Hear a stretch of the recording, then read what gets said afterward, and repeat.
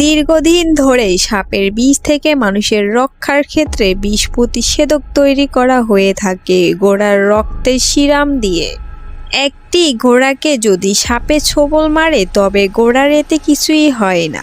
সাধারণত খুব বেশি বিষাক্ত সাপে ছোবল ঘোড়া 2-1 দিন একটু দুর্বল থাকে।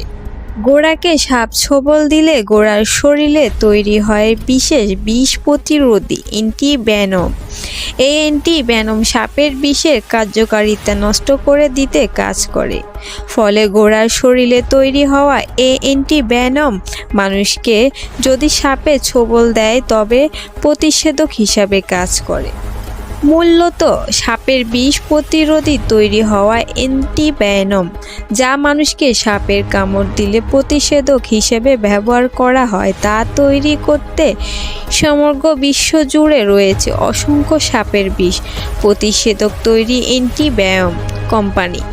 এদের মূল কাজ হচ্ছে ঘোড়ার শরীরে সাপের বিষ প্রয়োগ এবং পরবর্তী ঘোড়ার শরীরের তৈরি হওয়া অ্যান্টিভেনম থেকে মানুষের জন্য সাপের ছোবলের বিষ প্রতিরোধ করা।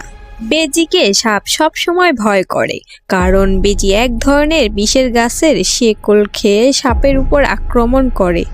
তাই বেজিকে সাপ ছোবল দিলেও সে মারা যায় না। তবে আশ্চর্য হলেও সত্যি, বেজির মতো ঘোড়ার সাপের কামড়ে মারা যায় না। কারণ হলো সাপের ছোবলে ঘোড়ার শরীরে তৈরি হয় বিষ প্রতিরোধী অ্যান্টিভেনম। বন্ধুগণ, আমার ভিডিওটি ভালো লাগলে আমার চ্যানেলটি সাবস্ক্রাইব করে আমার পাশে থাকবেন। আমার নতুন নতুন ভিডিও পাওয়ার জন্য আমার চ্যানেলের উপরে চোখ রাখবেন। ধন্যবাদ সবাইকে।